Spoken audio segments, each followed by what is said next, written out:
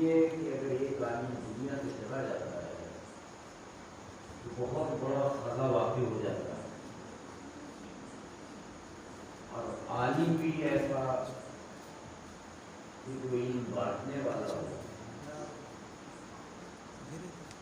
میں سمجھتا ہوں کہ وہاں بیدار صاحب اللہ کے بارے میں آپ اس کو بہتر جانتے ہیں، جو استاد محترم تھے، مجھے انگلی چلنا، انگلی پکڑ کے چلنا انہوں نے سکھایا، وطن سے لے کے آئے، اور ایک چھوٹے بھائی سے بھی زیادہ حیثیت دی، شاگرد نہیں بلکہ وہ بھائی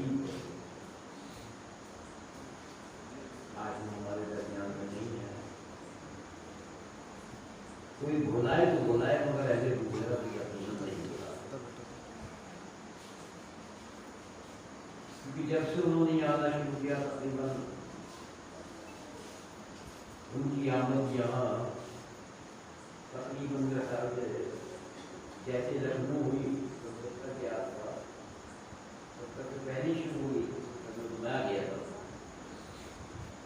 69 میں وہ شاید آگے تھے، اور اسی کے آس پاس ساری صاحب کر جاتے ہیں، وہ اس بستی سے وابستہ رہی، اور میں سمجھتا ہوں کہ اتنی انسیت نے اپنے ہاتھوں سے وطن سے بھی لکھی میرا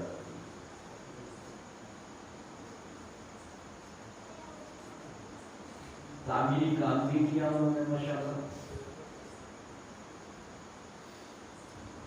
جو اس زمانے میں کر سکتے تھے، اور جہاں تک علمی صلاحیت کا مسئلہ ہے تو ہزاروں شاگرد دنیا کے کونے کونے میں جس کو بھی آج دیکھا علماء کیا ہر ایک یہی کہتا ہوا نظر آئے، تو خطیب ہمت سے بولنا اور یہی کہہ رہا تو مجھ سے بہت زیادہ محبت کرتے تھے، مجھ سے بہت زیادہ محبت کرتے تھے، مجھے زیادہ چاہتے تھے، تو سب کی ایک ہی آواز تھی کہ ہم سے محبت کرتے تھے، یقیناً ان کی شخصیت ہے۔ دیکھیے کیا کمال اور کیا صفت تھی، ویسے تو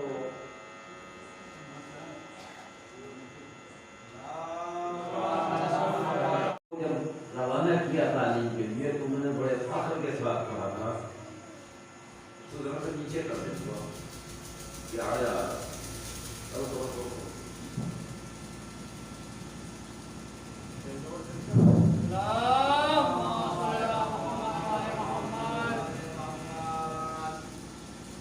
صاحب نے ایک بات کہی تھی جو استاد کے رضا حسین صاحب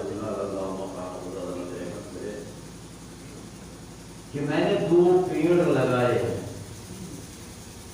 جس کے سائے میں لوگ بیٹھیں گے، ایک مولانا فرمان صاحب قبلہ کہ جو علی گڑھ یونیورسٹی میں شیعہ تھیولوجی اور سنی اس کے دونوں کی چیئرمین رہے، دین رہے، علی گڑھ یونیورسٹی میں معمولی عہدہ نہیں ہے، اور تقریباً 1 درجن سے زیادہ کتابیں لکھی، شاید یہاں پہ نہیں پہنچ پائی، اب آخر میں انہوں نے کتاب لکھی جو ابھی چھپی نہیں ہے، اور جنہوں نے دیکھا مسودے کو تو شاید میرا خیال سے جناب زینب کے بارے میں بھی اس معیار کی کتاب کسی نے لکھی، میں نے نہیں لکھی، جنہوں نے لکھی ہے جناب زینب کی زمانے میں جو ابھی شائع ہوگی وہ نہیں پائی۔ ادھر مولانا بیدار صاحب سے بڑی سلطانیہ سے وابستہ رہے، اور بس ایک جملہ کہہ کے میں بات کو میں جس کو آگے بڑھاؤں گا کہ جب سمندر سے بادل پانی اٹھاتا ہے تو سمندر کے برستے کو نہیں دیکھا، کہیں جا کے دور و دراز برستا ہے، لیکن بیدار صاحب کی وہ شخصیت ہے، وہ ابر رحمت کا کہ جہاں سے انہوں نے پانی اٹھایا وہیں سے برسنا شروع کر دیا، اور زندگی بھر اسی ادارے سے برستے رہے، وابستہ رہے۔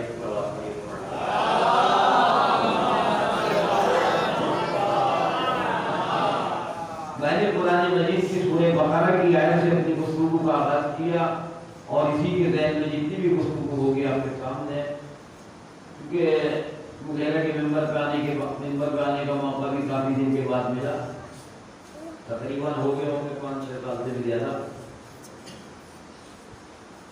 تشریف لائے سرکار، ایک صلوات پڑھیے۔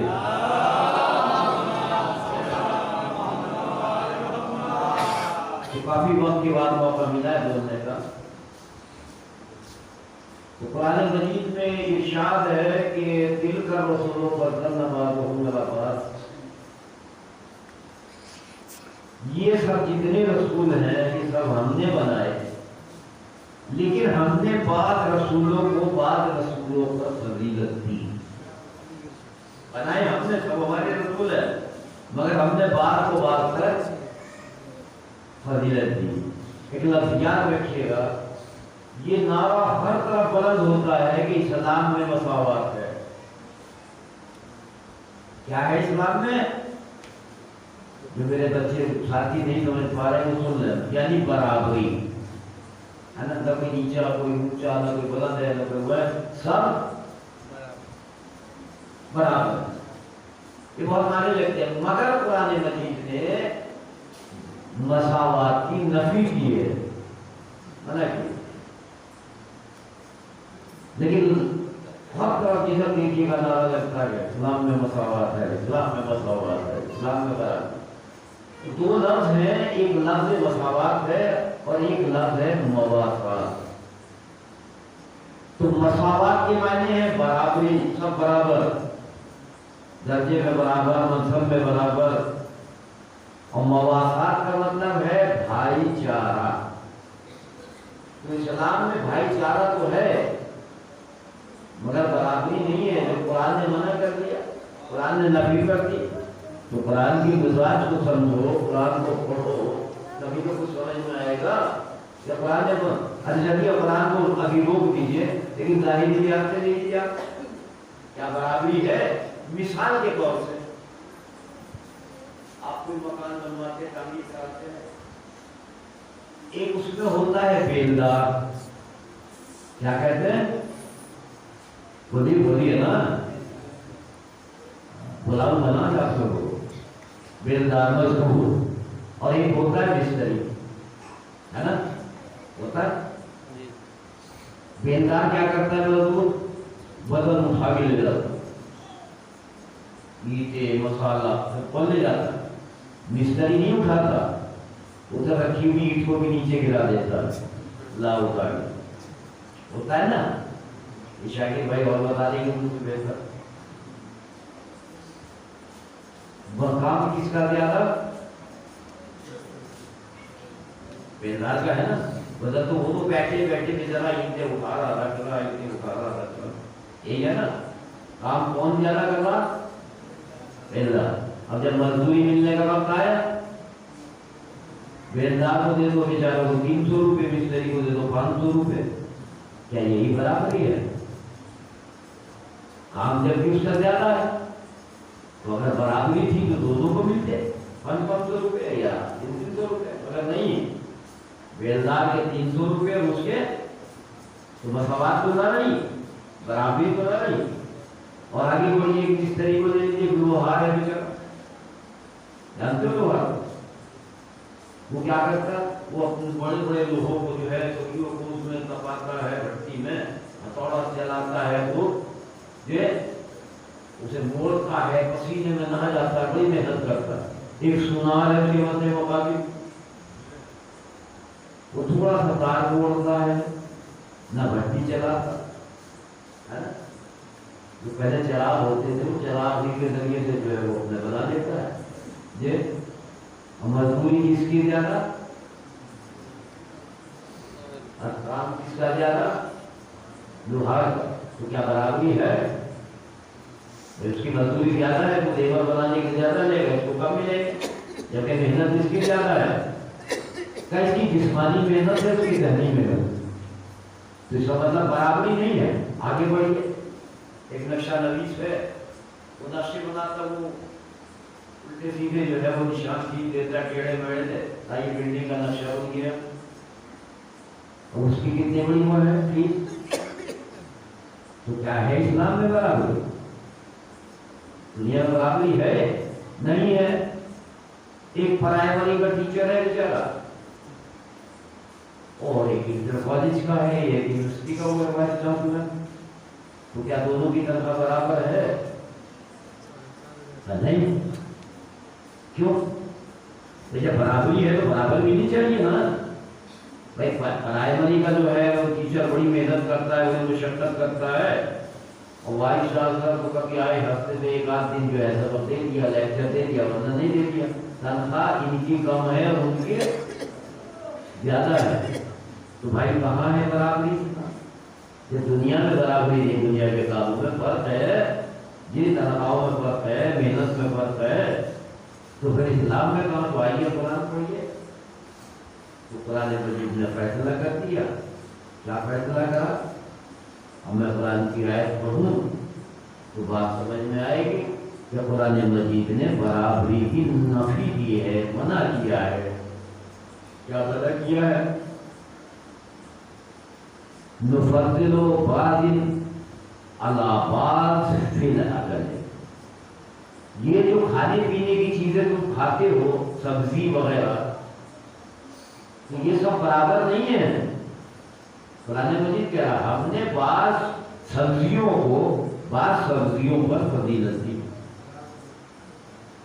تو یہ سبزی بھی برابر نہیں ہے، ان میں بھی بعض کو بعض پر فضیلت دی ہے. پھر دوسری آیت میں قرآن مجید آواز دے رہا ہے. کیا آواز دے رہا ہے؟ کہ والبلد الطیب یخرج نباتہ بإذن ربہ. جو پاکیزہ زمین ہوتی ہے وہ پاکیزہ پھل اگاتی ہے. اب ذرا سا ذہنوں کو بیدار کر لیجیے گا، یہاں سے بات شروع ہوگی. جو پاکیزہ زمین ہے وہ کیا کرتی ہے؟ بولیے بولیے بولیے بولیے، میں ترجمہ کر چکا نا. پھل اگاتی ہے. والذی خبث لا یخرج الا نقدا. جو زمین خبیث ہوتی ہے، جو زمین خبیث ہوتی ہے اس سے سوائے جھاڑیوں کے کچھ نہیں پیدا ہوتا. جو پاکیزہ زمین ہے اس سے کیا ہوتے ہیں؟ اچھے پھل نکلتے ہیں، وہ اچھے پھل اگاتی ہے.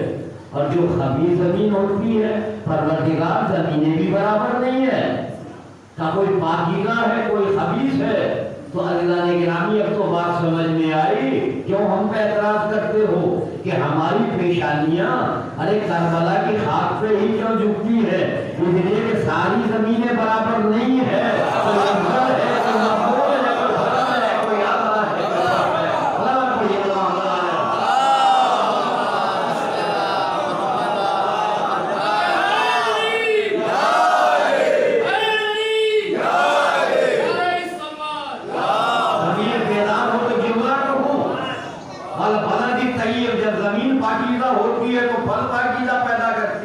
تو اب ایک جملہ کہوں اگر ذہن بیدار ہو، اب غور کرو علی کے اس جملے پر کہ جب جناب عقیل کو متوجہ کر کے کہا تھا کہ بھائی ایسے بہادر خاندان کی عورت ہو جن سے پاکیزہ بہادر بیٹا پیدا ہو.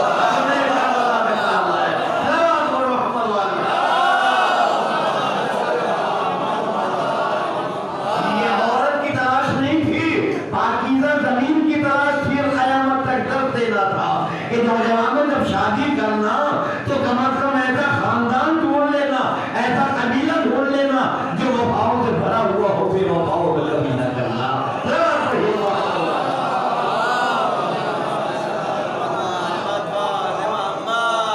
تو والبلد الطیب جو پاکیزہ زمین ہے وہ پاکیزہ پھل دیتے ہیں. تو نہیں مفہوم. اب قرآن پڑھنے والے کیسے نعرہ لگاتے ہیں اور پڑھیے آگے. واللہ فضل اللہ علی بعض فی الرزق. یہ جو کچھ تم رزق کھا رہے ہو یہ سب برابر نہیں ہے. ہم نے رزق میں بھی بعض کو بعض پر فضیلت دی ہے، تو سارے رزق برابر نہیں ہے. اس کے بعد میں پھر ارشاد ہوتا ہے حل یستوی الاعمی والبصیر. آنکھوں والا اور ناکوں والا اندھا برابر نہیں ہو سکتا ہے. صلوات پڑھیے محمد اللہ.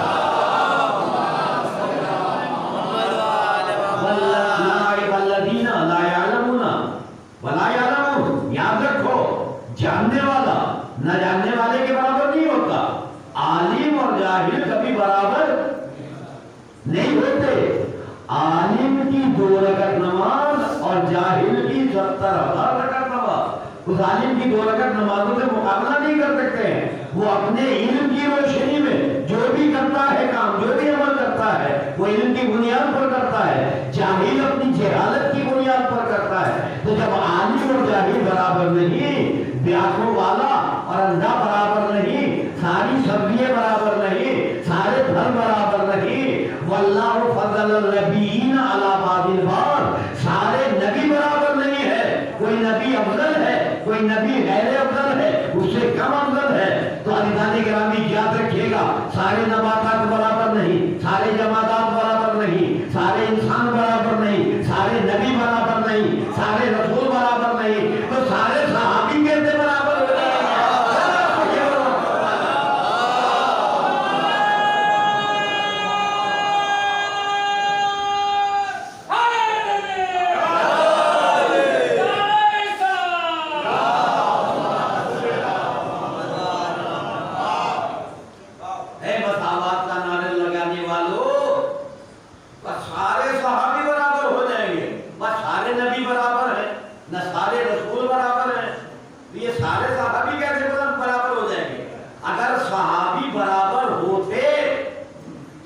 سرکار دو عالم درجہ بندی نہ کرتے.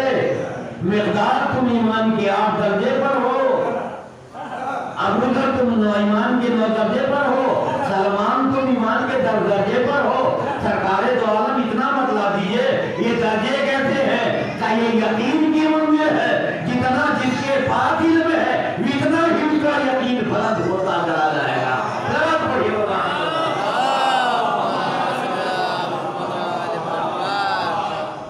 ایک چیٹی جانتی کی صلوات پڑھیے.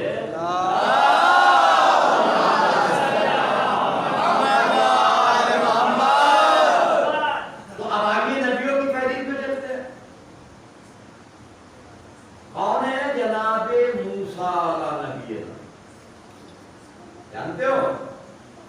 تو مکتب میں بھی پڑھایا جاتا ہے. اگر تدین کا کورس چل رہا ہے تو بڑے رسول کتنے ہیں؟ 5. کون کون سے بتا سکتے ہیں؟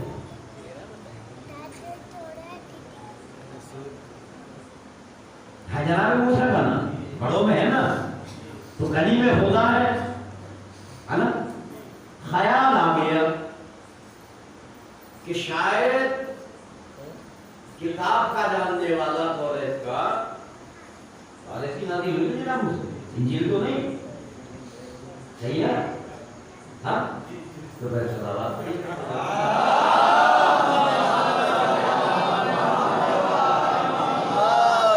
یہ خیال پیدا ہو گیا کہ شاید اس سے بہتر عالم کتاب اس دنیا میں نہیں ہے. اللہ کو یہ کہاں پسند تھا؟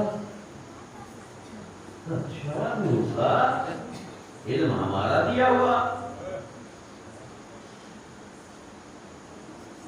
کس کو غرور ہوا؟ ہلکا صاحب شریعت، صاحب کتاب، اولو العزم رسولوں میں ہے نا. اللہ غرور کو یہاں ذرا سا 2 لفظ پڑھ دیے نہیں پیتے کیا ہوگا؟ اس سے بہتر کوئی نہیں ہے عالم ہے نا. 2 خطے پڑھنے آگے بس اس سے بہتر شاعر نہیں ہوتا ہے کہ نہیں ہوتا؟ بتائیے انصاف کے ساتھ غرور پیدا ہوتا ہے کہ نہیں ہوتا؟ تو اللہ غرور کو پسند نہیں کرتا. اللہ کہتا ہے سنو، اگر تمہیں علم ملا ہے تو اس علم پر غرور نہ کرنا، بلکہ علم کے دینے والے کو یاد کرنا. پروردگار تیرا شکر ہے کہ تم نے مجھے علم سے نوازا. اگر اللہ نے توفیق عبادت دی ہے تو عبادت کرنے پہ فخر نہ کرنا، نماز پڑھنے پہ نماز شب پڑھتا ہوں، بلکہ دعا کرنا کہ پروردگار تیرا کرم ہے کہ تم نے مجھے ہدایت بنایا کہ میں تیری عبادت کرتا. اگر بازو میں طاقت ہے تو اس طاقت پہ اکڑنا نہیں، نام نہ کرنا، بلکہ پروردگار کی بارگاہ میں ہاتھ اٹھا کے کہنا مالک یہ تیری دی ہوئی طاقت ہے یہ، اور اللہ نے کہلوایا ہے۔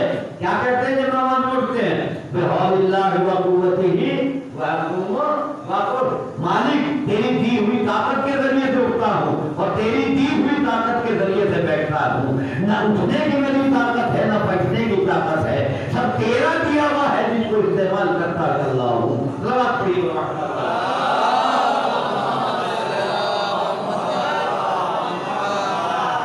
کچھا موسیٰ ضرور پیدا ہو گیا کہ تمہیں کتاب میرے پاس ہے، جاؤ فلاں جگہ جاؤ، ماں میں ایک بندہ بیٹھا ہوا ہے، اس کتاب کو لے کے جاؤ۔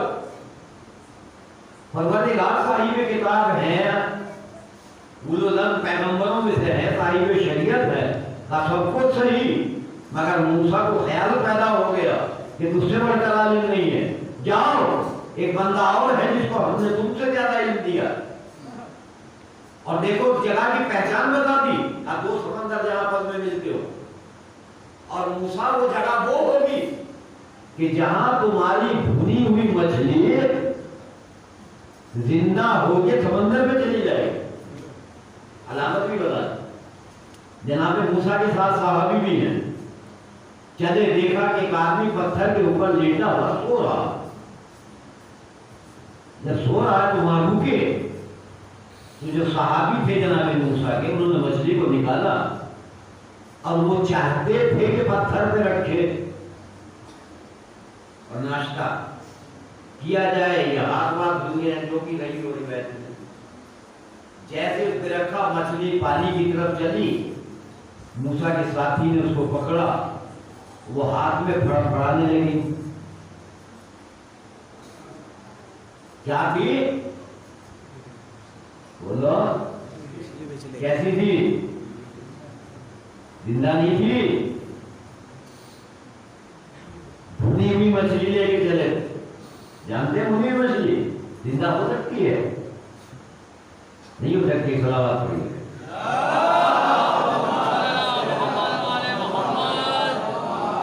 بچوں تم نے بہلول دانا کا نام سنا نا؟ سنا نا؟ پڑھتے رہتے۔ پہلے ایک سرائے ہوتی تھی جہاں تجارتی قافلے رکتے تھے، وہاں آرام کرتے تھے، ہے نا؟ تو سرائے کہتے تھے، کھانا وانا بھی ملتا تھا۔ تو ایک آ گیا بیچارہ، اس نے جو ہے وہ سرائے والے سے کھانا لیا، اس نے پوچھا کیا کھاؤ گے؟ کہا بھائی بھنی ہوئی وہ دے دیجیے مرغی۔ ایک وقت میں بھنی ہوئی مرغی کھا لی، دوسرے وقت میں پکا ہوا انڈا، بھنی ہوئی مرغی اور بھنا ہی ہوا انڈا کھا لیا، اور وہ یہ کہہ کے چلا گیا کہ میں دوبارہ جب لوٹ کے آؤں گا یہ میرے جتنے بھی 2-4 درہم ہیں یہ دے دوں گا۔ ٹھیک ہے، 10-5 سال تک بیچارے کا جانا نہیں ہوا کاروبار کی، اور وہ سرائے والا حساب لگاتا رہا، میں بیاج در بیاج، ہے نا؟ اس نے لگا لیا 10,000 درہم کا معاملہ۔ جب وہ 10 سال کے بعد یا 12 سال کے بعد لوٹ کے پہنچا، اس نے کہا بھائی میرا قرضہ، کہاں بھائی تمہارا قرضہ دے کے جاؤں گا، کتنا ہے؟ 10,000 درہم۔ اس نے کہا بھائی ایک مرغی نہیں انڈا ہی تو دیا تھا، کتنے ہو گئے؟ کہنے کہ کتنے سال ہو گئے؟ بھائی مرغی انڈے دیتی، انڈوں سے بچے نکلتے، اور بچوں سے جو ہے وہ پھر انڈے ہوتے، کتنے ہوتے چلے گئے، معاملہ جھگڑے میں پڑا۔ کہا بلاؤ سرپنچ صاحب کو، فیصلہ کریں گے۔ اور سرپنچ کون تھے؟ بہلول دانا۔ بہلول دانا کو طلب کیا کہ بھائی آؤ فیصلہ کرنے کے لیے۔ اب جو وقت اور دن معین کیا تھا، اس دن آنے میں بہلول نے کچھ تاخیر کی، یعنی 10 بجے پہنچنا تھا، 12 بجے پہنچے۔ تو لوگوں نے پوچھا بہلول دیوانہ تو کہتی ہے تم نے آنے میں کیوں دیر کی؟ اب سنو بھائی، ہمارا کام صرف فیصلے کرنا نہیں ہے، ہم کسان بھی ہیں، کاشتکار بھی ہیں، کھیتی باڑی بھی کرتے ہیں۔ اچھا کھیتی باڑی بھی کرتے ہو؟ ہاں، تو کون سا تم کھیت میں پانی لگا رہے تھے؟ نہیں پانی تو نہیں، گیہوں کی بوائی کا وقت تھا اور گیہوں کو بھار پہ بولتے جو بنوا رہا تھا، کس لیے؟ بولنے کے لیے۔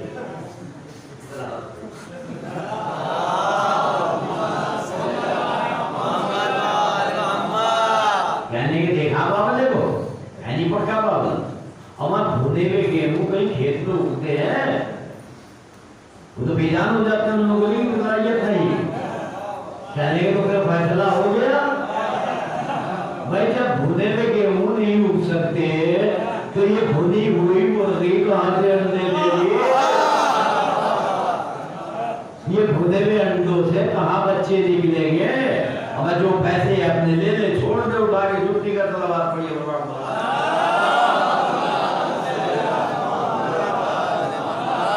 جاتے ہیں۔ تو بھونی ہوئی مچھلی کہیں زندہ ہوتی ہے؟ جناب موسیٰ بن نون نے، جناب موسیٰ کے ہوتے ہیں ساتھی، انہوں نے جب اس کو ہاتھ سے پکڑنا چاہا تو وہ پھڑ پڑائی، اور پھڑ پڑانے کا نتیجہ یہ ہوا ہاتھ سے وہ چھوڑ گئی، سمندر کے اندر چلی گئی۔ آگے بڑھے، جناب موسیٰ نے پوچھا کہ بھائی اب دیر ہو گئی، لاؤ ناشتہ کرنے، کہاں ہے وہ بھنی ہوئی مچھلی نکالو۔ کہا موسیٰ وہ تو زندہ ہو کے سمندر میں چلی گئی۔ کہا کہاں جہاں رکے تھے؟ کہا وہی تو پھر ہماری منزل تھی، تم واپس کی، چلو واپس، وہی منزل تھی ہماری، یہ تو علامت بتائی تھی تم نے، ہمیں کیوں نہیں بتایا؟ کہا موسیٰ بھول گیا تھا۔ کہا واپس آ جاؤ۔ اب واپس آ گئے۔ اب واپس آنے کے بعد دیکھا کہ ایک شخص بیٹھا ہوا نمازیں پڑھ رہا ہے، عبادت پڑھ رہا۔ ذرا جناب موسیٰ نے سلام کیا، انہیں حیرت ہوئی آنے والے شخص کو، کہا یہ کون ہے؟ چونکہ سلام کا رواج نہیں تھا۔ تو جناب خضر علیہ السلام نے پوچھا کون؟ کہا میں موسیٰ ہوں، نبی ہوں۔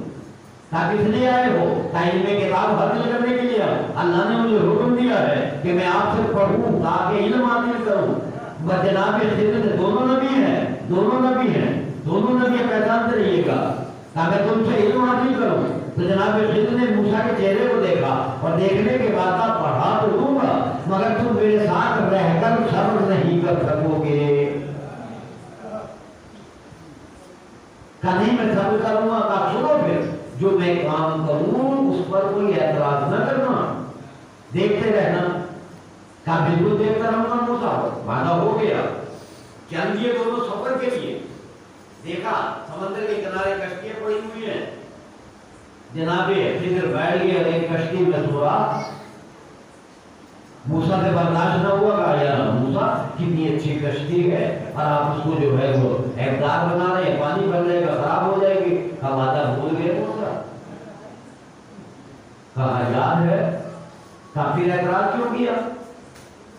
کہا اچھا موقع دے دیجیے چلا کر، چلو معاف کر دی، آگے بڑھو۔ آگے بڑھے، دیکھا کہ نوجوان آ رہا تو بڑا خوبصورت اچھا، جناب خضر نے تلوار اٹھائی، گردن میں ماری، اور جیسے ماری موسیٰ سے کہا برداشت ہوا تھا، کہا یہ کیا مطلب کر دیا؟ ایک اچھا خاصے نوجوان کو قتل کر دیا۔ کہا موسیٰ وعدہ یاد ہے؟ کہا وعدہ تو یاد ہے بھائی، ابھی بھی بھائی مت کو سونے بس، بالکل نہیں۔ ایک صلوات پڑھیے۔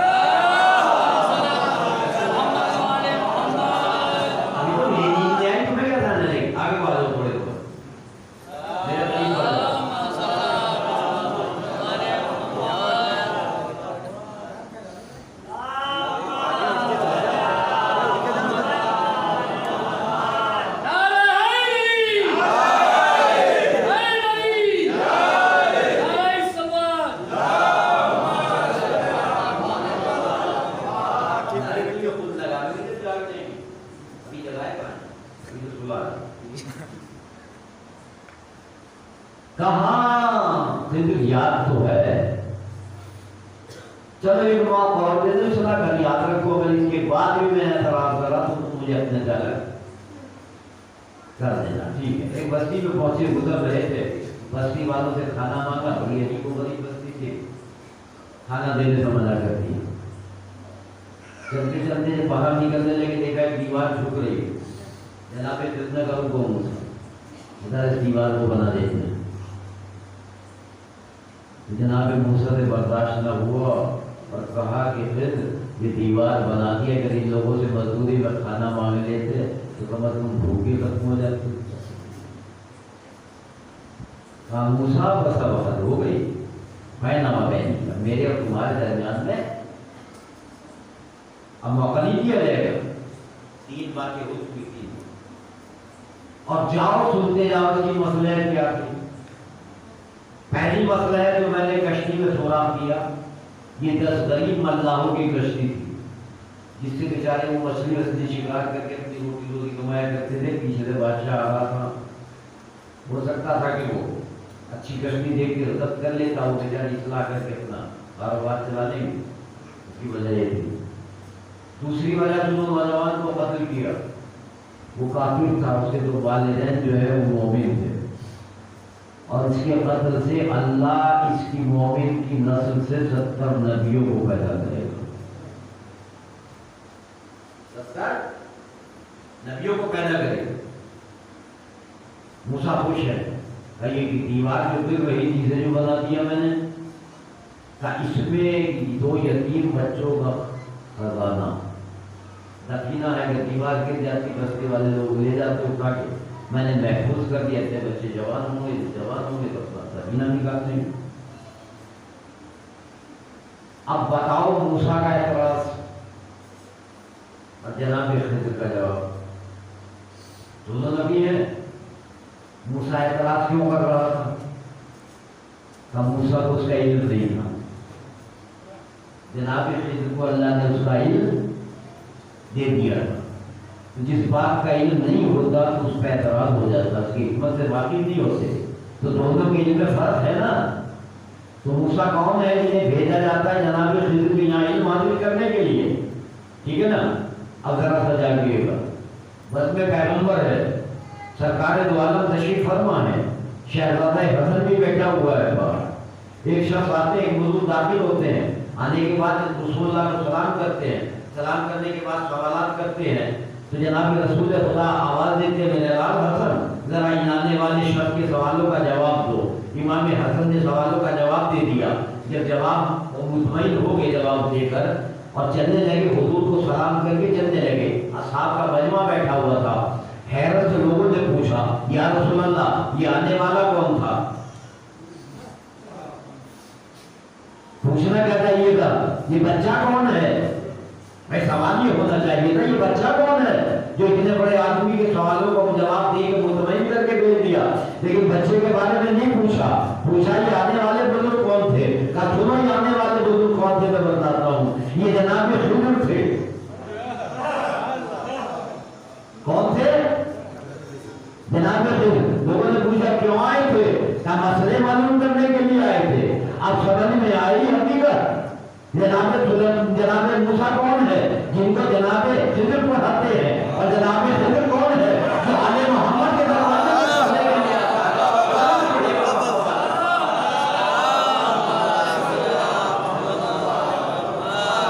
تو موسیٰ وہ ہے جو خضر سے پڑھنے کے لیے جاتے ہیں. خضر وہ ہے کہ جو آل محمد کے دروازے پہ علم لینے کے لیے آتے ہیں، مسائل معلوم کرنے کے لیے آتے ہیں. تو عزیزان گرامی اب تو سمجھ لو کہ علی نے مسجد کوفہ کے ممبر سے کیا کہا تھا، سلونی سلونی پوچھ لو مجھ سے جو پوچھنا چاہو. تو عزیزان گرامی یہ دعویٰ کوئی معمولی نہیں تھا، بس یہ حقیقت سمجھ لیجئے جو میں آپ کو واضح کرنا چاہتا ہوں. حضرت علی نے دعویٰ کہاں سے کیا تھا؟ گھر کی چاردیواری سے نہیں کیا تھا، گھر کے حجرے سے نہیں کیا تھا، حضور کے ممبر سے کیا تھا. حضور کا ممبر عزیزان گرامی کتنا رقبہ رکھتا ہے، حضور کا کتنا بڑا علاقہ ہے. الحمدللہ رب العالمین، تمام عالمین کا خوب مغرب کی 3 اور عشاء کی 4 خطبوں کی تو بھولنے کا نہیں کبھی زندگی میں مولا نہیں ہے.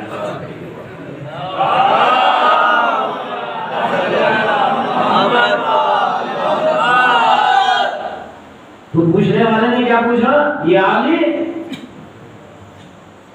بولو جانتی تو ہوگی تو یعنی بتاؤ جبرائیل اس وقت بتا کے پڑھتے رہتے ہیں، آپ لوگ سنتے رہتے ہیں نا. تو حضرت علی نے اوپر نظر ڈالی، آسمان کی طرف نظر گھمائی، زمین کی طرف نظر، چاروں سمتوں میں گھمانے کے بعد کہا کہ یا تو تم جبرائیل ہو یا میں. اتنا ہی تو تاکید پڑھتے ہیں نا, اتنا ہی سنا ہوگا آپ لوگوں نے, یا کچھ آگے بھی سنا؟ نہیں سنا. آپ سن لیں, تاکہ یہی پڑھ کے نکل جاتا, یا تو تم جبرائیل ہو یا میں جبرائیل ہوں. جبرائیل ہے کون؟ سوال کرنے والے کون ہیں؟ بولو بچوں, بولو. مسجدوں کو کچھ فائدہ پہنچا کہ نہیں بھی بتاؤ, بول کر آؤں گا. یا تو تم جبرائیل ہو یا تو دونوں جبرائیل ہے نا. اور جبرائیل ہے فرشتہ, ملک. سوال کس سے کر رہے ہیں؟ حضرت حضرت کیا ہے جبرائیل کے؟ استاد جبرائیل ہے کہ نہیں ہے؟ تو آج شاگرد استاد سے سوال کر رہا کہ بتاؤ جبرائیل کہاں ہے. اب سنیے دو باتیں, پھر فیصلہ کیجیے گا علی کی نظر کتنی بدلتی. الملک نوری مخلوق نوری. ملک کیا ہے؟ نوری مخلوق ہے. یتشکل بشکلہ الا القلب والقلب. یہ اپنی حیت بدل دیتے ہیں, شکل بدل دیتے ہیں, سوائے دو چیزوں کے. کتا اور سور نہیں بنتے, باقی کچھ بھی بن جائے. انہیں اختیار دیا اللہ نے. کیا اختیار ہے؟ جو سرپنچ کہ ہر شکل میں یہ اپنے کو حیوان بنا دیں, سانپ بنا دیں, بچھو بنا دیں, شیر بنا دیں, کچھ بھی بنا دیں. الجن مخلوق ناہی. جن جو ہے ایک آخری مخلوق, یہ تشکل ہو, یہ اپنی شکل کو بدل سکتا ہے الا القلب والخنزیر. کوئی حیرت کی بات نہیں ہوتی. دوسری تو سرکار بھی ڈر منگا رہی ہے, تو بجلی کو کیا دی بیچاری بدلاوات.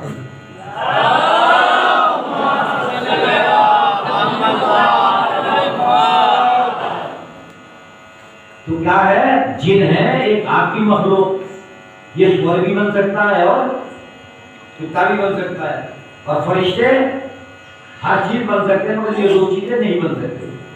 اب سوال کرا جبرائیل نے حضرت علی سے, اور ملک نے یہ کمال ہے کہ وہ دو چیزوں کو چھوڑ کے کچھ بھی بن سکتا ہے.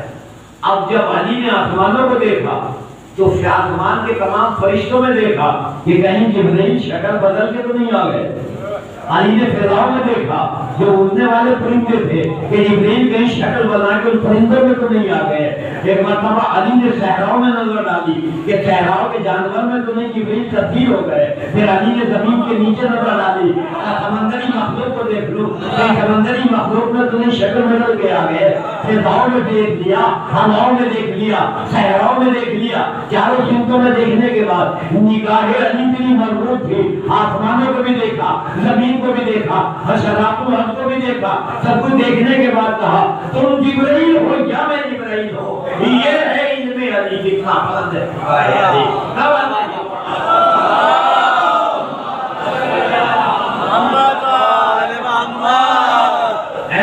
تمہیں تو معلوم ہے کہ حضرت علی تمہارے استاد ہیں. شاگرد کو معلوم ہوتا ہے استاد کی صلاحیت کہ میرا استاد کتنا علم رکھتا ہے, میرا استاد کتنی صلاحیت کا مالک ہے. کیا تم اپنے استاد کے علم کو نہیں سمجھ پائے؟ کیا سمجھ تو گیا تھا, جانتا تھا, لیکن دنیا والے کو بتانا چاہتا تھا کہ دنیا والے سمجھ لے کہ علی کا علم محدود نہیں ہے, علی کا علم لامحدود ہے.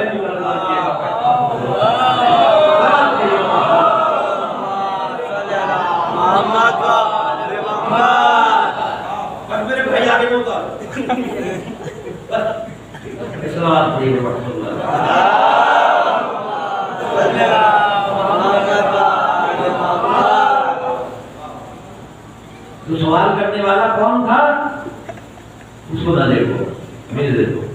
سوال کرنے والا کون تھا؟ جبرائیل. آئے تھے کہاں سے؟ دروازے سے. کہاں سے آئے تھے؟ اور جب گئے ہیں تو تاریخ نے صاف لفظوں میں لکھا کہ جبرائیل دروازے سے آئے تھے مگر دروازے سے واپس نہیں ہوئے. दावा कहाँ था? मस्जिद के अंदर। तो तारीख ने लिखा कि जब जनाब जिब्रील चले तो मस्जिद की छत की दीवार छत की चबुटता हुई, फटी। जनाब जिब्रील उसमें से परवाज कर गए। जिब्रील आए थे दरवाजे से, छत से क्यों जा रहे हो? जिस रास्ते से आए उसी में चले जाओ। का दुनिया वालों को बताना चाहता हूँ, जब शागिर्द कमाल की मंजिल पर है कि जब जाना चाहता है तो छत मस्जिद की छत दीवार देती है, तो वहाँ जब आएगा तो उस दीवार के कामत से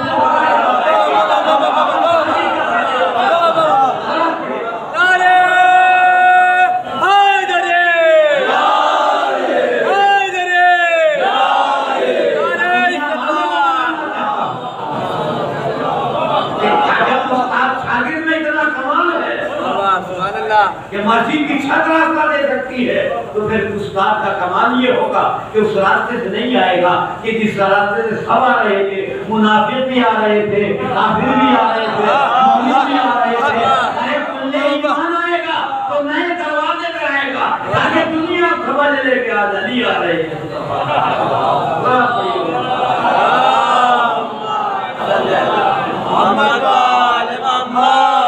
भाई सुनिए, जब जनाब मूसा वापस लौटे, आखिरी बात जो मेरे कुछ और भी कहना है, जब जनाब मूसा लौटे कहां से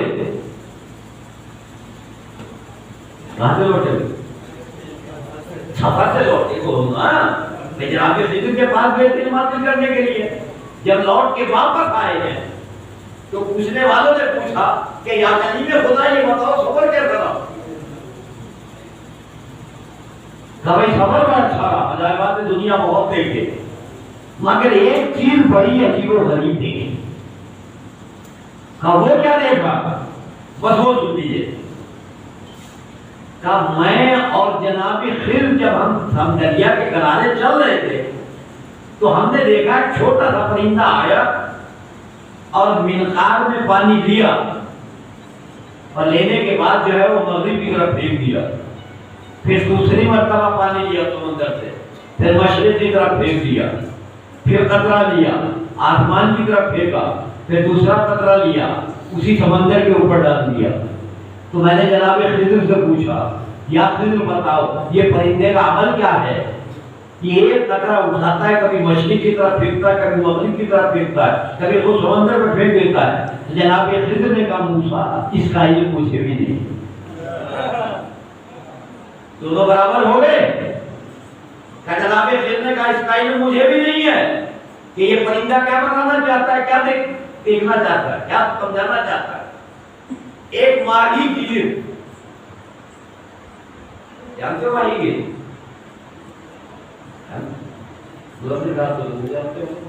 किसे कहते हैं माही गिर? हाँ क्या करते हैं? दूर से बोलो। वज़ू की अखबारी में माली कहते हैं, माही गिर कहा मैंने। सलावत पढ़ी मोहम्मद वाले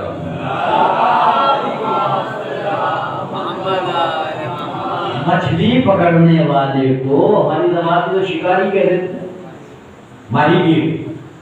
माही माने मछली, गिर माने उसको पकड़ने, तो मछली पकड़ने वाला। तो देखा है मछली पकड़ने वाला समंदर के किनारे अपने कांटे वाटे जाल लगा बैठा। तो जनाब खिज़र ने उससे सवाल किया कि भाई क्या तू इस परिंदे के बारे में जानता है?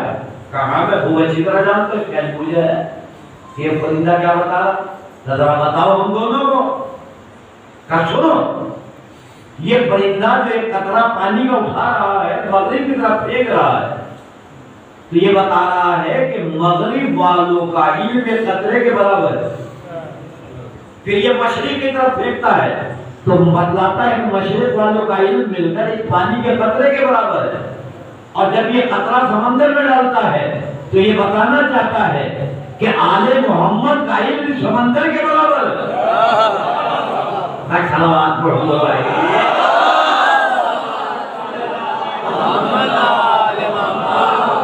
तो मगरिब से लेकर मशरिक वालों का सारा इल्म एक कतरे के बराबर है। یا یہ کہوں کہ جو حیثیت سمندر کے مقابلے قطرے کی ہے، دنیا کے علم کی یہ حیثیت ہے، آل محمد کا علم قطرہ نہیں ہے بلکہ سمندر ہے، تو یعنی گرامی سمندر ہے، تو یاد رکھیے گا قطرے کے مسائل اور ہوتے ہیں، سمندر کے مسائل اور ہوتے ہیں۔ مثال کے طور سے آپ نے سمندر سے ایک گلاس پانی لیا، لینے کے بعد یعنی گرامی آپ نے اس کو پی لیا، پاکیزہ تھا، پی لیا، پھر دوسرا گلاس لیا، آپ نے رومان پاک کر لیا، پاک ہو گیا، پاک تھا، پھر دوسرا گلاس، تیسرا گلاس بھرا، اس میں خون کا قطرہ گر گیا، نہ نجس ہو گیا، اب نہ پینے کے لائق رہا، نہ استعمال کرنے کے لائق رہا۔ کیوں؟ کہ یہ سمندر سے جدا ہو گیا، اور جب تک سمندر سے واپس تھا ہزاروں قطرے گر جاتے مگر کچھ بگڑنے والا نہیں تھا۔ تو یاد رکھیے گا علم آل محمد کوئی قطرہ نہیں ہے بلکہ بہتے ہوئے سمندر کی طرح ہے، چاہے کتنی ریاستیں آتی ہے مگر آل محمد کے علم پر کوئی فرق نہیں ہوگا۔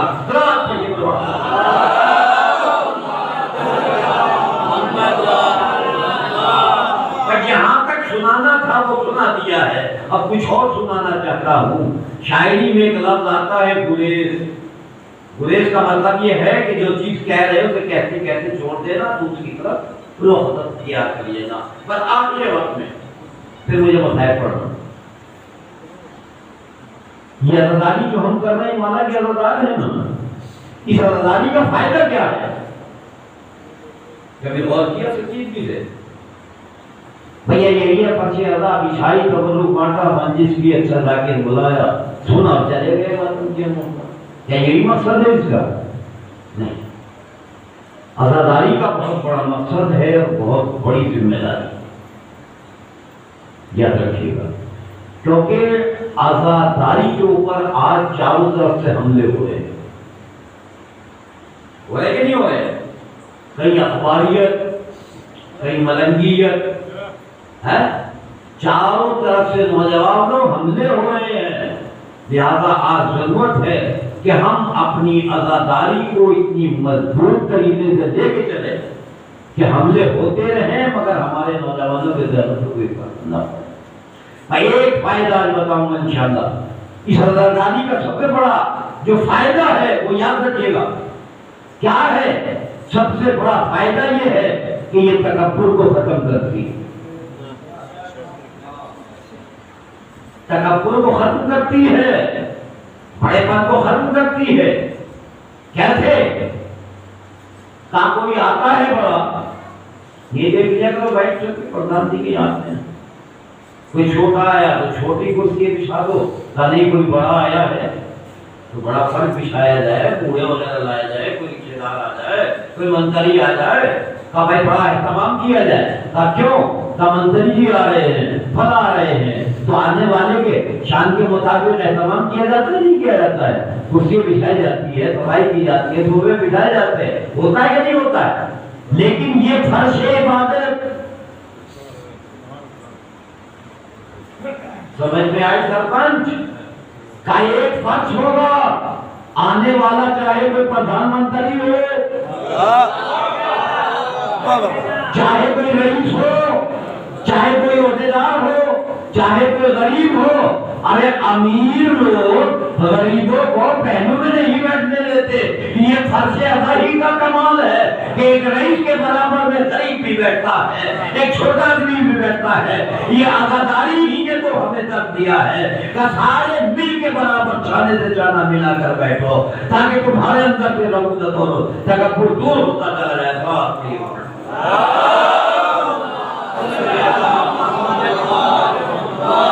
یہ نوجوانوں مجلس درس گاہ ہے۔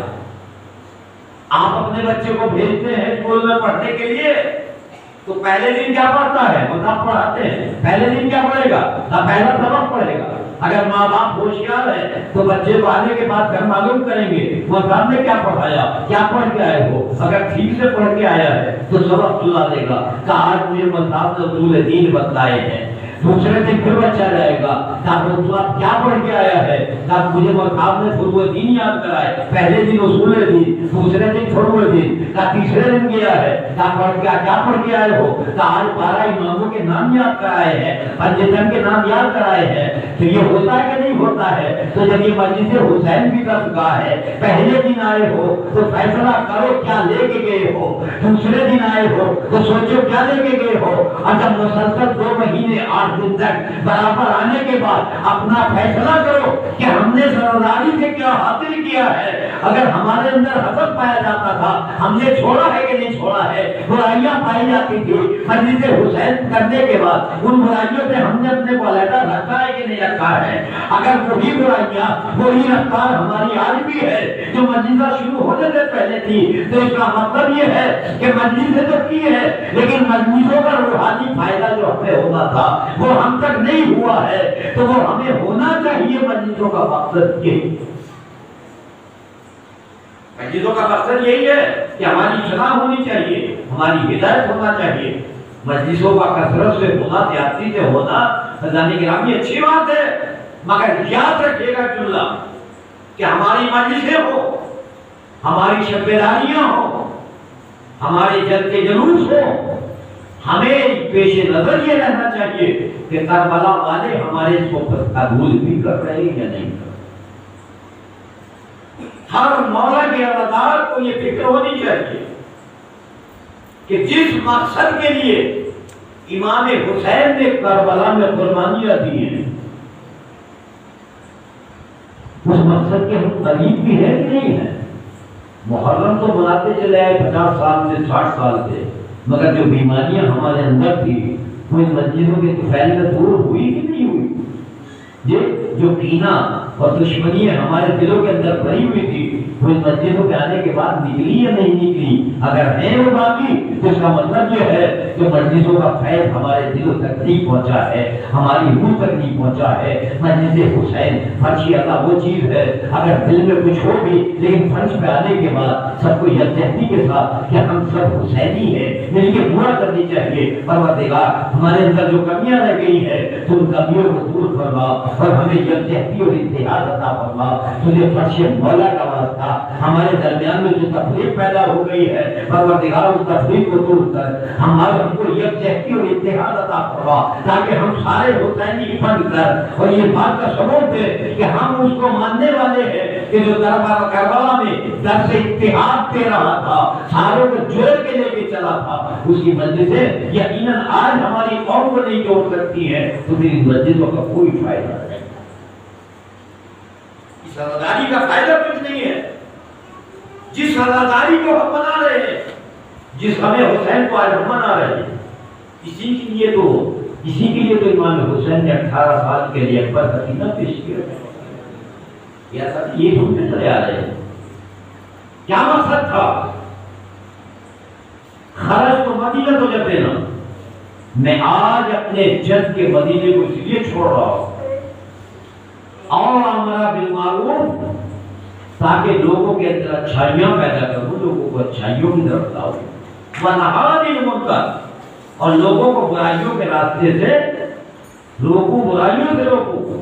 تو عزیزوں اگر آج ہمارے اندر وہی برائیاں پائی جاتی ہیں جس برائیوں کو ختم کرنے کے لیے جناب امام حسین نے اپنے 18 سال کی جوان علی اکبر کے قربانی پیش کی تھی، تو بتاؤ حسین کو دکھ ہوگا یا خوشی ہوگی؟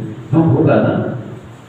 اگر وہی چیزیں ہمارے اندر پائی جاتی ہیں جس کو مٹانے کے لیے امام حسین کربلا میں آئے تھے، آج وہی چاہنے والوں کے اندر اگر پائی جا رہی ہے تو امام حسین کو دکھ ہوگا، سید سجاد کو دکھ ہوگا جو بیمار کربلا پاپا کی شہادت کے بعد کانٹوں پر چلے ہوئے کہ نہیں چلے ہیں، ہاتھوں میں ہتھکڑیاں پہن کے چلے ہیں، گلے میں توق پہن کے چلے ہیں، جی پیروں میں بیڑیاں پہن کے چلے ہیں، چھل کے تازیانے ہیں، سید سجاد کی پشت ہے، آپ سنتے رہتے ہیں میں ایک منزل پر لا کر بات کو تمام کر دوں گا۔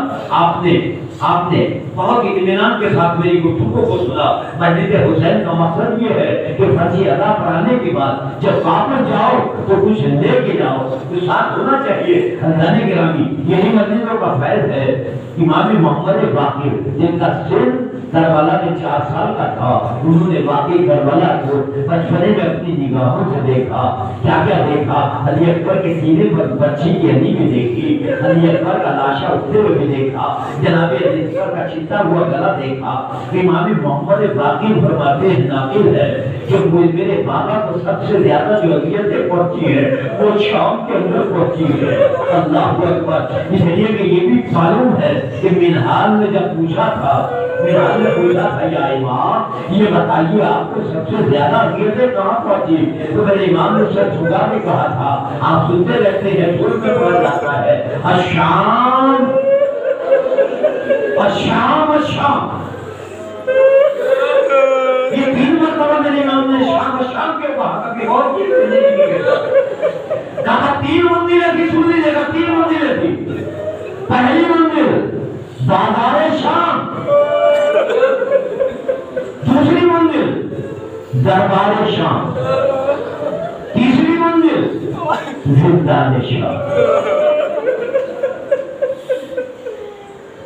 امام محمد واقف نقل کرتے ہیں کہ میں نے دیکھا بڑی تیز دھوپ تھی، قافلے کو بازار شام میں روک دیا گیا تاکہ دربار میں نہ لانا، دربار سجایا گیا۔ بیویاں رسول اللہ تک کھڑی ہیں، دربار سجایا جا رہا ہے۔ امام محمد باقر کے زمانے کے اللہ سنیے گا، امام محمد باقر کہتے ہیں میں نے دیکھا جب کوئی بیوی زمین پر قدم رکھتی تھی تو زمین صاف ہوتی تھی، لیکن بیوی جب قدم اٹھاتی تھی تو وہاں کی زمین سرخ ہو جاتی تھی۔ تو پوچھا گیا، یا امام اس کی وجہ کیا تھی؟ کیا بیویوں کے پیروں میں اتنے زخم تھے؟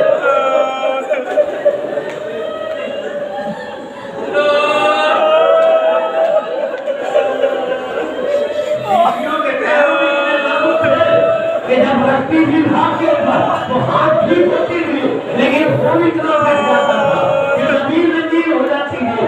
امام محمد باقر کہتے ہیں میرے بابا سے برداشت نہیں ہوتی تھی، جب زمین کو وہ دیکھتے تھے، آسمان کی طرف دیکھتے تھے، یہ میری ماں بہنوں کا یہ حال ہے۔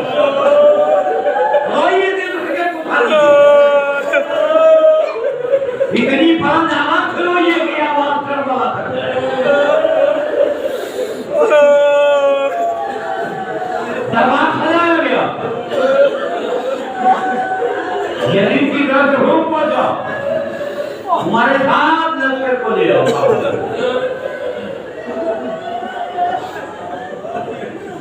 سنیں گے قافلہ جب دربار یزید میں پہنچا، دروازے یزید پہ پہنچا تو سید سجاد نے دیکھا کہ پھوپھی زینب زمین پر بیٹھ گئی۔ کہاں بیٹھ گئی؟ زمین پر بیٹھ گئی۔ سید سجاد نے ہتھکڑیوں سے ہاتھوں کو سنبھالے، پھوپھی اماں ابھی تو بڑی منزلیں طے کرنا ہے۔ کیا پھوپھی اماں تھک کے بیٹھ گئی؟ نہیں میرے لال تھک کے نہیں بیٹھی ہو، مجھے بابا کی 21 رمضان کی وصیت یاد آ گئی۔ کیا پھوپھی اماں وہ کیا تھی؟ 21 رمضان کو جب بابا دنیا سے جانے لگے، سب کو ہٹا دیا، حسن ہٹ جاؤ، حسین ہٹ جاؤ، ہٹ جاؤ، سب کو ہٹا دیا تو زینب میرے قریب میں بابا کے قریب گئی، کیا بیٹا اور قریب ہو، میں اور قریب گئی، کہا زینب میرے اور قریب آ جاؤ۔ جب میں بالکل قریب پہنچ گئی تو میرے کانوں میں کہا، بیٹی زینب ایک دن گم ہوگا کہ یزید کا دربار ہوگا، دوبارہ کھلا ہوا چل ہوگا، زینب تمہاری امتحان میں بہت بڑا وقت ہوگا۔ میں لڑنی کیسے جاؤں گی؟ بابا اتنا بتا دو اگر میں بدل کے لیے کچھ آؤں تو میرے بابا کیا آ جاؤ گے؟ بیٹا سید سجاد میرے بابا نے وعدہ کیا، میں نے بابا کو آواز دی ہے، اگر وقت آ گیا جس کا آپ نے وعدہ کیا تھا، بابا ارے بیٹا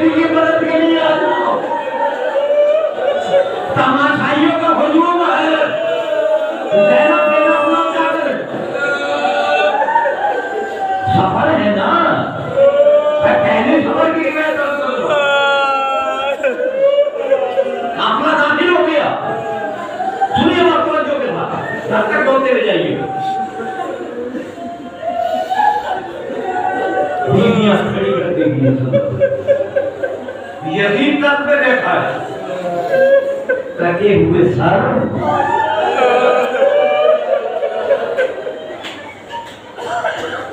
ایک مرتبہ جناب زینب کی نظر تب سے اوپر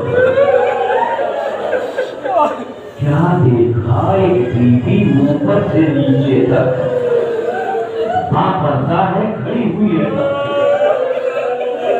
جناب زینب بہن ام کلثوم کی طرف متوجہ ہو کے کہتی ہے، بہن ام کلثوم دیکھو یہ بیوی جو ہے کہیں ہند تو نہیں ہے. جناب ام کلثوم نے کہا بہن جب سے بھیا عباس مارے گئے بہن آنکھوں نے کام بہن میرا خیال ہے یہ وہی ہند ہے جس پر تم نے دلایا. اب بات آ گئی ہے تو سن لیجیے، مرضیہ تو پڑھا جاتا ہے نا، خیر خانے میں تواتم ہے کہ ہند آتی ہے. کون ہے یہ ہند؟ بس باقی نوجوانوں کو بتانے کے لیے یہ یہودی کی لڑکی. کون یہودی؟ جو خیبر میں رہتے تھے. یہ بیمار ہوئی اور اتنی بیمار ہوئی کہ ڈاکٹروں نے حکیموں نے لا علاج کر دیا. کسی نے اس کے باپ سے کہا جاؤ مدینے میں محمد ہے، محمد کے اہل بیت میں محمد کے نواسے ہیں، اگر وہ دعا کرنے میں تو اس کی بچی کو شفا یابی مل جائے گی. یہ یہودی مدینے میں آیا، حضور کی خدمت میں آیا، امام حسین خلیفہ میں بیٹھے تھے نام رکھے، کہا یا رسول اللہ میری بچی بیمار ہے، ڈاکٹروں نے علاج کر دیا، مجھے آپ کا پتہ بتایا. رسول اللہ نے حسین کو دیکھا، میرے لال اس کی بچی بیمار ہے، اس کے لیے کچھ دو. امام حسین نے کٹورے میں پانی منگوایا، ایک گلاس میں پانی منگوایا، ہاتھ ڈالا، کر لے جاؤ، تمہاری بچی کو شفا ہو جائے گی. وہ یہودی کتنا عقیدے کا مضبوط تھا، لے کے چلا، جا کے بچی کو کھلایا، شفا یاب ہو گئی، شفا یاب ہو گئی مکمل. جب شفا یاب ہو گئی تو بچی نے کہا بابا مجھے اس شخص سے تو میری زیارت مجھے زیارت کراؤ جس کے ہاتھ میں اتنی شفا ہے کہ اگر پانی مس کر کے دے دے تو میری بیماری چلی گئی، مجھے اس کی زیارت کراؤ. باپ بیٹی کو لے کر آیا، امام حسین کی خدمت پہ آیا. امام نے کہا یہ ہمارا دستور نہیں ہے، اس بچی کو جو ہے اندر بھیج دو، زینب ام کلثوم کے پاس بھیج دو.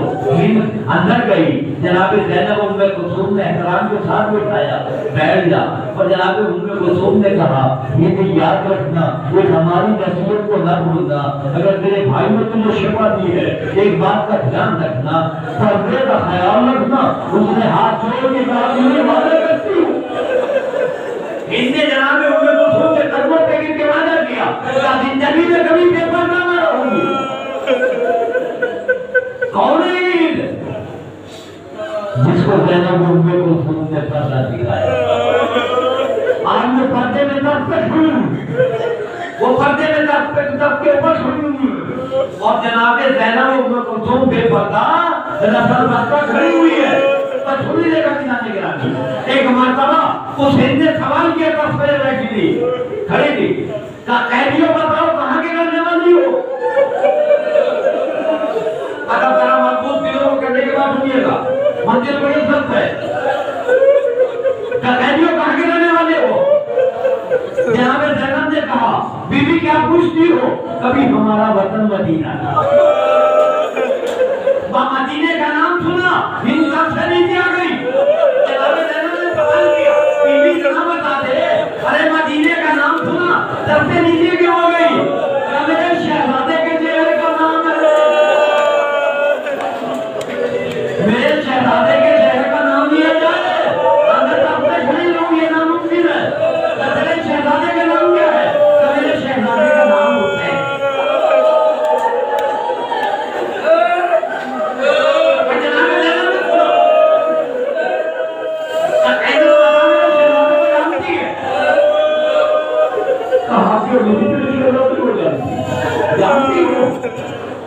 تیرا شہزادہ مدینے کا رہنے والا ہے جس کا نام ہے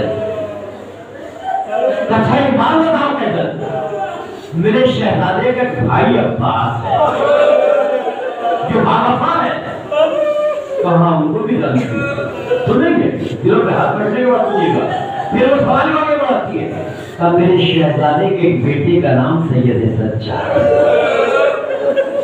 جن کے چہرے پہ سجدوں کے نشان نہیں ہوتے کہاں انہیں بھی جانتی ہے کہا سنو میرے شہزادے کے بیٹے کا نام علی اکبر ہے جو ہر شخصیت میں ہوتا ہے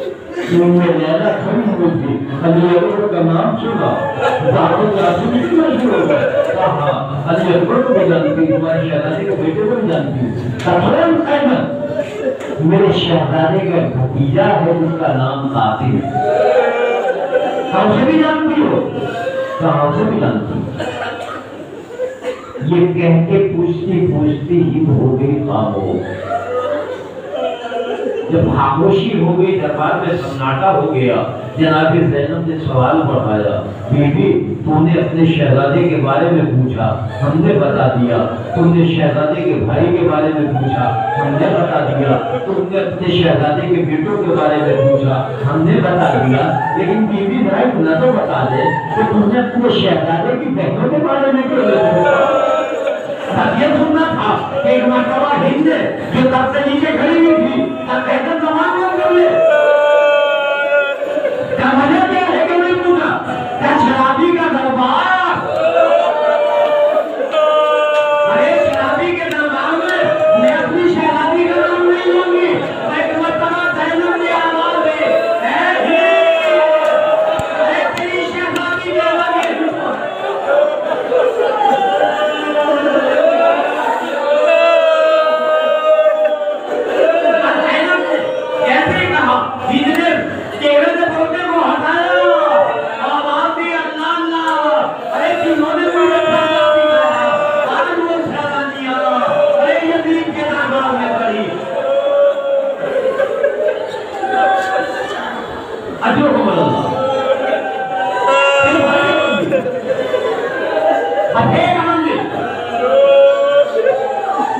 یہی کا دربار ہے تماشائیوں کا حکم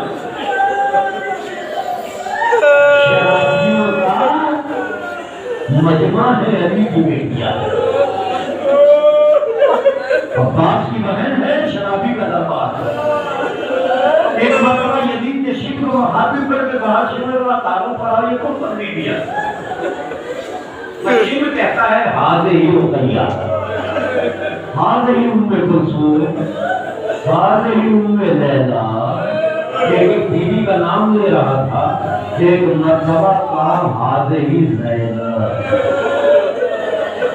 یزید کی علی کی بیٹی زینب دلوں پہ ہاتھ رکھنے کے بعد سنیے گا ابھی تو بڑی ضرورت ہے میرا سنا دینا آسان آپ کا سن کے چلے جانا آسان لیکن ذرا تصور کی حالت میں سوچیے گا کہ جیسے یزید نے کہا میں زینب سے بات کرنا چاہتا ہوں علی کی بیٹی کام دے دوڑ کے ہمہ فضہ سے لپٹ گئی ہمہ فضہ پاس زینب کے بچانے والے جو کو ہمہ فضہ مالا سے اب تک نہ گزارا علی کی بیٹی کو تمہاری مدد کی ضرورت ہے ایک مرتبہ جناب فضہ نے ہاتھ بڑھائے شہزادی کو اپنے گلے سے لگا دیا ارے تمہیں معلوم ہے میں نے تمہاری مادر گرامی کے سامنے جب آگے کربلا کو سنا تھا تو پروردگار کی بارگاہ میں دعا کی تھی پروردگار مجھے زندگی نہیں چاہیے مگر اتنی زندگی دے دے کہ میں اپنی شہزادی کے ساتھ شراب کے دربار بیٹھا